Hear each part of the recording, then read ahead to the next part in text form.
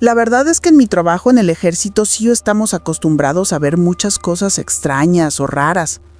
A veces pasamos muchas semanas, o inclusive meses, en lo más profundo de la sierra, o en lugares muy alejados y despoblados.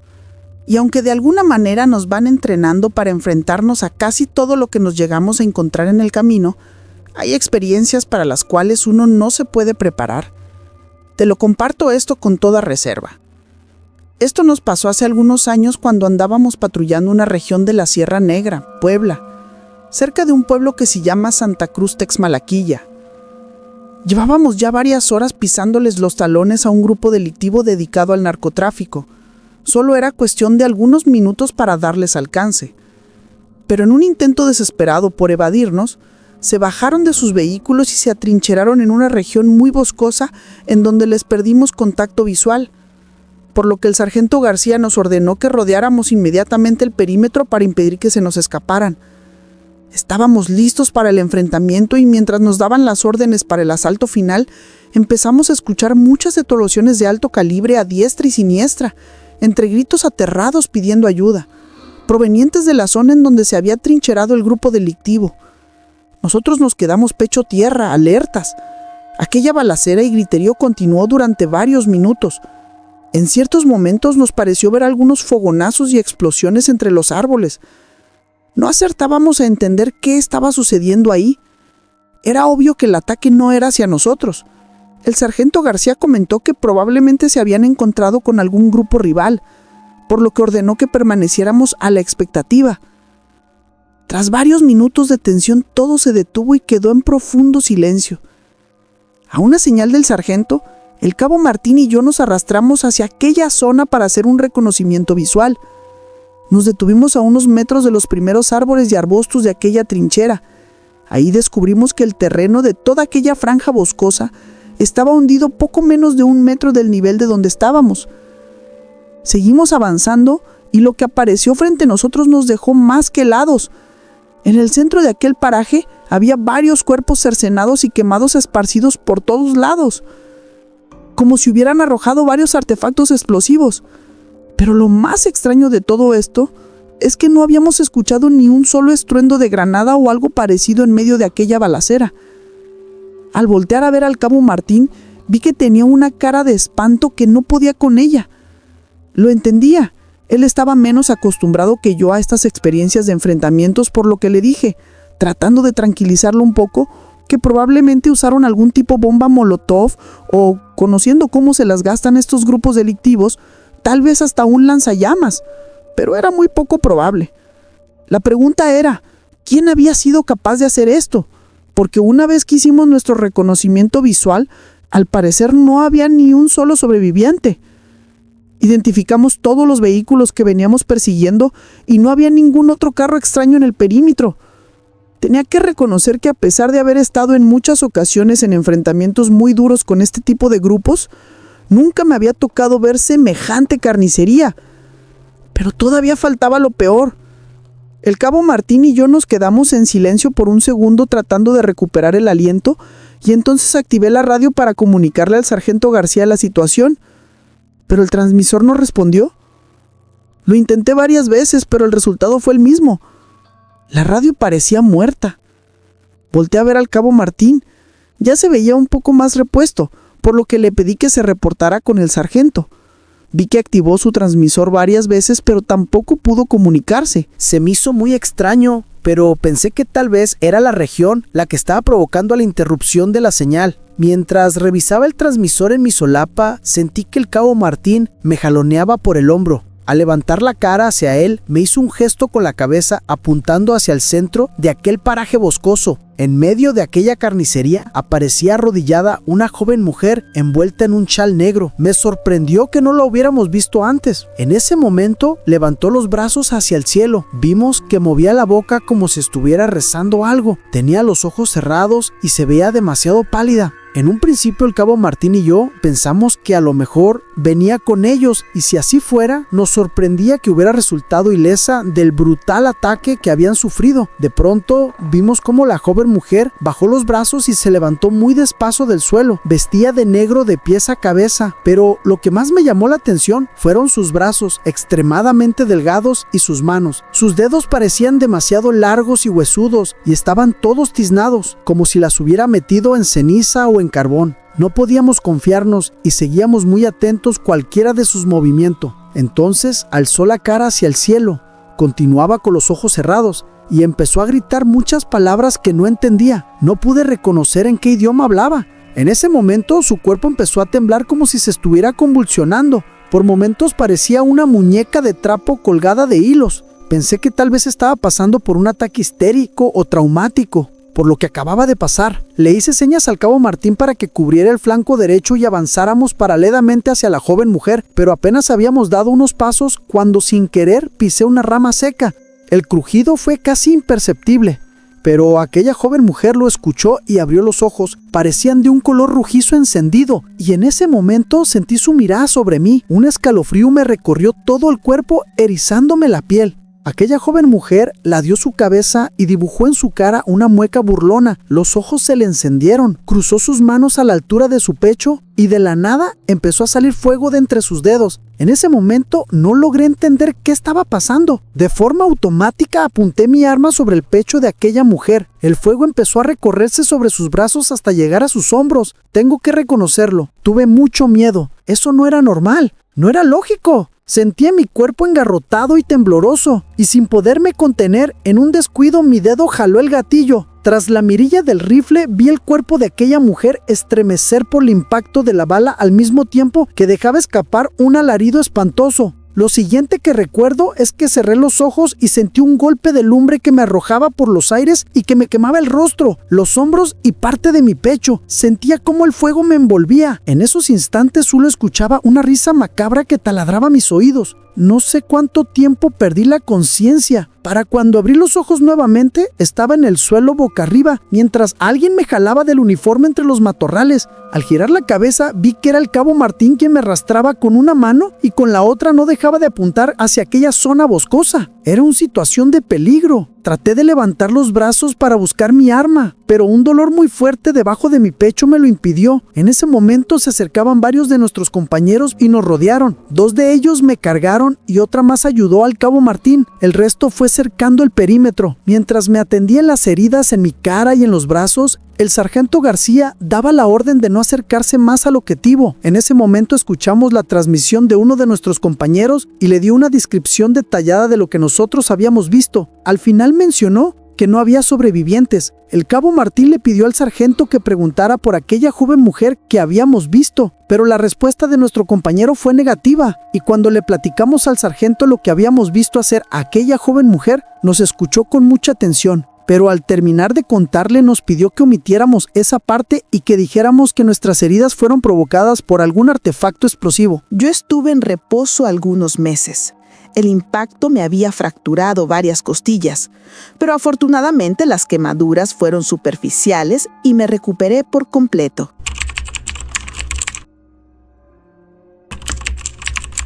Soy un exmilitar. Actualmente me dedico a la seguridad privada. Mi jefe es un empresario que vive en San Pedro, en Nuevo León. La verdad, yo no soy mucho de andar contando las cosas que viví en el ejército, porque sinceramente la mayoría no son nada agradables. Pero mi jefe tiene cierta fijación por escuchar relatos así de cosas paranormales y eso. Él y yo platicamos poco, porque el señor no tiene mucho tiempo libre. Pero siempre que lo hacemos me cuenta cosas así raras que le han pasado, con fantasmas, brujas y nahuales. Las únicas horas del día en las que no está trabajando es cuando está con sus hijos. Es divorciado y a sus hijos también les gustan todos los temas paranormales. Y fue precisamente uno de los hijos del señor el que me hizo el comentario que estaría bien que yo contara la experiencia que tuve el último día que formé parte de las Fuerzas Armadas. Así que me animé a contar mi historia de terror. Bueno, yo causé alta en el sexenio de Calderón. Lo hice porque yo tenía un par de amigos que ya eran militares, y en una ocasión que pude platicar con ellos, Me comentaron que les habían subido el sueldo. Lo que me dijeron que les estaban pagando era más de lo que yo ganaba en donde trabajaba en aquel entonces. Así que me enlisté ese mismo mes. Para que se entienda por qué estaba en el lugar en el que me ocurrió la experiencia, es necesario que les dé un poco de contexto. Solo lo básico. Estando dentro me asignaron a Tamaulipas, que en aquel entonces era el mero infierno, porque los Zetas andaban con todo. Ese cartel se quería apoderar de todo el país, así que la guerra estaba durísima en todas partes. Se tenía el rumor de que esa gente había sido parte de las fuerzas especiales, y que era por eso que era difícil combatirlos. Por aquellos años el cartel de Jalisco creó un brazo armado específicamente para hacerle frente a los Zetas. De hecho, se hacían llamar los Mata-Zetas, todo lo que restó del sexenio de Calderón. Yo me mantuve en Tamaulipas, no en la misma ciudad, pero siempre en el mismo estado. Cuando entra Peña, somos trasladados a Jalisco. Para ese entonces, los Mata-Zetas ya habían evolucionado al cartel de Jalisco Nueva Generación. Su líder controlaba todo. Tenía comprado a medio estado, desde la señora de la tienda de la esquina hasta gente del gobierno. Era muy difícil trabajar. A los que nos asignaban ahí no durábamos mucho. Nos movían muy seguido. Era como una medida de prevenir que se generaran lazos entre la maña y el ejército. Del 2013 al 2018 estuve en Colima, Guanajuato y Guerrero. Al momento de que sale Peña y entra Obrador somos movidos a Zacatecas, que para ese entonces ya llevaba varios años siendo el campo de batalla entre la gente de Jalisco y la gente de Sinaloa. Zacatecas olía a muerte. Estaba lleno de pueblos fantasmas. Toda la gente que habitaba esos pueblos huían. Claro, si las balas no los mataban primero. Bueno, fue en Zacatecas donde viví la experiencia que me haría causar baja del ejército. Nos mandaron a la sierra, que está detrás del Cerro de la Bufa. Estábamos más o menos a la mitad, entre el cerro y la carretera Morelos, Cosio. Nos habían enviado a interceptar a un convoy armado de la gente de Jalisco. Lo que nosotros no sabíamos era que los de Sinaloa también estaban en la sierra, esperando a ese mismo convoy. Así que a la mera hora se armó tremenda balacera. Muchos muertos. Solo una camioneta de todo el convoy pudo salir de ahí. Cayeron todos los de Sinaloa. Y del ejército nada más quedé yo. Fue de pura suerte. El que me estaba tirando no contó bien sus balas, y fue por eso que pude matarlo. Para ese momento los de Jalisco ya se habían escapado. Todo esto ocurrió a las 2 de la mañana. Así que ahí estaba yo, completamente solo, en medio de la sierra, a mitad de la madrugada y rodeado de cadáveres, sin más que hacer. Empecé a caminar. No pasaron ni 5 minutos cuando empecé a escuchar ruidos. Muchos ruidos que no tendrían por qué sonar a mitad de la sierra. Podía oír pasos. Era un andar tranquilo. Me parece que era de mujer porque sonaban como tacones, pero el ruido era el que hace un zapato de tacón al moverse por vitropiso. También se escuchaban como si varios espejos se estuvieran quebrando. El sonido, aunque sonaba a la distancia, tenía mucha nitidez. Recuerdo que al mismo tiempo se escuchaban risas, no carcajadas ni nada escandaloso. Más bien sonaba como las risas que hay en una charla entre personas. Y a pesar de que ninguno de esos ruidos parecía representar alguna amenaza, yo sentía miedo. No podía correr, ni tampoco podía acelerar el paso, porque durante el enfrentamiento, con tal de evitar ser alcanzado por una ráfaga de balas, me había movido de forma brusca hacia unas rocas y una de mis piernas golpeó contra una piedra con filo. Por supuesto que yo quería correr, pero no quería caerme y lastimarme más. Así que simplemente seguí caminando al mismo ritmo. De pronto alguien me llamó por mi nombre. Eso me hizo detenerme de inmediato. No debería haber nadie ahí. Así que no era posible que alguien me estuviera hablando. Me volvieron a llamar por mi nombre.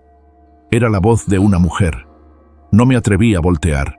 Simplemente giré un poco la cabeza y al ver de reojo, noté que a escasos 3 metros detrás de mí estaba una mujer. No alcancé a notar ningún detalle en particular, ni rasgos, ni vestimenta. Supe que era una mujer por la silueta. Solo por eso. Volví la vista al frente y continué caminando. Di unos 20 pasos y volví a mirar de reojo. La mujer estaba a la misma distancia. Me estaba siguiendo. Avanzaba a la misma velocidad que yo lo hacía. Pero algo en la mujer había cambiado. Ahora sí podía notar un par de rasgos en su rostro. Era oscuro y creo que tenía cuernos. Fue tal la impresión que me llevé, que casi se me corta la respiración. Las piernas me temblaron un poco. Pasé saliva y hasta sentí caliente la frente. Me mantuve firme y continué mi camino, sabiendo que esa horrible cosa seguía detrás de mí, temiendo que en cualquier momento pudiera ser atacado. Entonces otro sonido comenzó a sonar. Era el cascabel de una serpiente. Sonaba muy rápido y muy fuerte. Me estaba aturdiendo. Al cascabel se le sumaron un montón de lamentos, aullidos y otros sonidos inentendibles. Hasta podía escuchar como si un río corriera bajo mis pies. Creí que iba a enloquecer. La mujer volvió a llamarme por mi nombre. Ya no pude controlar aquella situación y decidí voltear. Nunca he podido sacarme de la mente lo que vi al girarme. Ahí estaba la mujer, con ropas celestes, cabello a los hombros, de estatura promedio. Sus rasgos faciales eran inhumanos. Sus ojos tenían una forma casi recta en la parte de arriba. Su frente era prominente y sus pómulos abultados. Tenía la barbilla puntiaguda. Ella era muy delgada. Demasiado, diría yo. Toda su piel era oscura con manchas más oscuras. Así estaba en pies, brazos, cuello y cara. Estaba descalza. Sus dedos, de pies y manos, estaban torcidos, atrofiados. Además, sus piernas y brazos parecían estar dislocados. Era una criatura horrible. Y si tuve la desgracia de alcanzar a ver tantos detalles, fue porque el cielo estaba completamente despejado y la luna brillaba con fuerza. Los ojos de aquella cosa eran profundamente negros y su pupila brillaba, igualito que los ojos de un gato o una serpiente. Yo estaba petrificado. Sentí como el tiempo se detuvo. Esperé que el monstruo hiciera cualquier cosa, pero nada pasó. Así que, sin retirar mi vista de la extraña mujer, empecé a dar pasos hacia atrás. Cuando se me ocurría voltear un poco para cuidar de no tropezar con las rocas, aquella empezaba a avanzar. Se detenía cuando volvía mi mirada hacia ella. Seguí avanzando hasta que la perdí de vista. Entonces me sentí seguro de girarme y empezar a correr. Lo hice hasta llegar a la carretera. No porté el uniforme ni un día más. Me di de baja inmediatamente. Aquello había sido demasiado para mí. El simple hecho de quitarle la vida a una persona es algo que te cambia por dentro. Algo se rompe dentro de ti. Yo ni siquiera recuerdo cuántas personas llegué a matar. Criminales, por supuesto, pero aún así eran personas. Yo perdí la cuenta después de llegar a 100, pero en aquella ocasión, en la sierra de Zacatecas, 6 de los que iban conmigo eran mis amigos, y a todos los vi caer sin vida. Lo que pasó con la horrible mujer con rasgos de serpiente fue la gota que derramó el vaso. Cuando me entrevisté con mi jefe me preguntó cuál había sido la causa de mi baja del ejército, y tuve que contarle esta historia de terror. Al principio no me creyó, pero por suerte, yo tenía suficiente experiencia como para quedarme con el trabajo. Un día cualquiera. Varios meses después el Señor me pidió que le contara mi historia de terror a sus hijos. Ahí fue que Él por fin me creyó, porque repetí todo exactamente igual, palabra por palabra, tal como se lo había contado a Él, que es justo lo que les acabo de relatar. Historia de terror.